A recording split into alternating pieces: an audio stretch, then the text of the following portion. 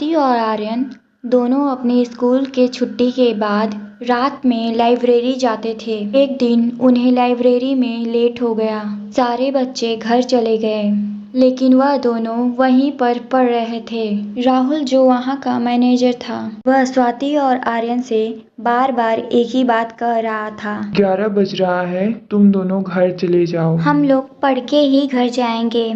राहुल को बहुत चिंता हो रही थी कि वह उन दोनों बच्चों को कैसे घर भेजे। वह चाहता था कि बच्चे 12 बजे से पहले घर चले जाएं। 11:30 बज चुका था। वह फिर उन दोनों से बोलता है, तुम दोनों घर चले जाओ, यहाँ पर रात में रुकना अच्छा नहीं होगा। क्यों हम यहाँ रात में नहीं रुक सकते हैं? यहाँ पर आत्मा का साया है। यहाँ रात में कोई भी नहीं रुकता। सब लोग रात में इसके आसपास भी नहीं आते हैं। तो आर्यन कहता है, क्या अंकल आप भी इस जमाने में आत्माओं की बात करते हैं? उन्हें बात करते करते 11:45 से ज्यादा हो गया। तब राहुल समझ गया कि यह दोनों नहीं मानेंगे। तो राहुल उनसे कहता है, ठीक है, तुम दोनों मत जाओ, तो जो यहाँ पर होगा उसके लिए तैयार रहना। तो फिर ये मत कहना कि मैंने तुम दोनों को बताया नहीं। यही कहकर राहुल अपने घर चला जाता है। तो स्वाति आर्यन से कहती है, ये लोग कितने पागल होते हैं ना, जो आज भी आत्माओं पर विश्वास करते हैं। ना कहते ही वह दोनों अपनी अपनी बुक में पढ़ने लगते हैं। पढ़ते पढ़ते उन्हें पता ही नहीं चला कि कब 12 बज गया। फिर आर्यन का ध्यान अचानक से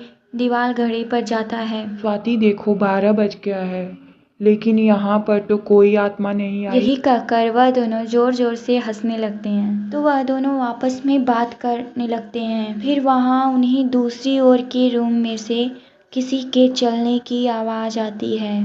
तो आर्यन कहता है, वह अंकल कह रहे थे कि यहाँ कोई नहीं है, लेकिन लगता है कोई हमारी तरह ही अपने काम में मन लगाकर कर रहा है। कुछ ही समय बाद उन्हें जिस रूम से किसी के चलने की आवाज आ रही थी, उसी रूम से किसी लड़की के चिल्लाने की आवाज आने लगती है। हेल्प मी, कोई है, बचाओ लगता है मुझे। वह किसी प्रॉब्लम में है। चलो चलकर देखते हैं। हेल्प मी, कोई है। लेकिन उन्हें वहाँ कोई नहीं दिखाई देता। स्वाति को राहुल की कही हुई बात याद आने लगी। वह डर रही थी। उसने आर्यन से कहा, नहीं, उनके कहने से ही लगता है कि हमें आवाज सुनाई दे रही है। आर्यन घर चलो। लेकिन आर्यन ने उसे मना कर दिया। फिर वह दोनों उस रूम से बाहर आकर जैसे ही अपने स्टडी टेबल पर बैठते हैं, फिर उन्हें उस रूम के बगल वाले रूम से आवाज आने लगी।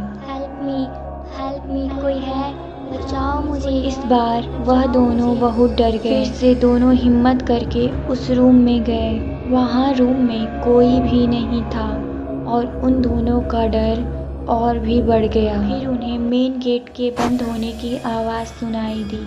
मेन गेट किसने बंद किया? वह दोनों दौड़कर लाइब्रेरी हॉल में गए। तभी अचानक से लाइब्रेरी की सभी लाइट बंद हो गई। वह दोनों समझ गए कि राहुल अंकल सही बोल रहे थे। तभी हॉल के चारों तरफ जो रूम थे, सब में से आवाजें आने लगी।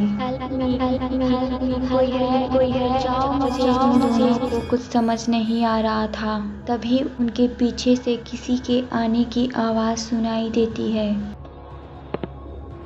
तो वह दोनों पलट कर देखते हैं तो उनके पीछे एक लड़की खड़ी थी। स्वाति ने डरते डरते कहा, तुम कौन हो? उसके ये कहते ही वह लड़की डरावनी दिखने लगी। मैं तुम दोनों की तरह इस लाइब्रेरी में रात में पढ़ती थी। मैं उस पीछे वाले रूम में पढ़ती थी, तो वहाँ के वॉचमैन ने मुझे देखा ही नहीं। उसे लगा कि सभी लोग यहाँ से चले गए, तो वह इस रूम को देखे बिना ही लाइट और दरवाजे बंद कर दिया और चला गया। मुझे सांस लेने में प्रॉब्लम होने लगी और मैं उस रूम में घुट घुट कर मर गई। और मैंने उस वॉचमैन को भी मार दिया और अब तुम सब भी मरोगे। जिस तरह मैं यहाँ घुट घुट कर मर गई, उसी तरह यहाँ रात के 12 बजे के बाद रुकने वाला हर एक इंसान मेरी तरह दर्दनाक मौत मरेगा। फिर कुछ ही देर बाद स्वाति और आर्यन को ऐसा महसूस हो रहा था कि वह दोनों सांस नहीं ले पा रहे हैं और कुछ ही समय बाद वह दोनों भी मर गए।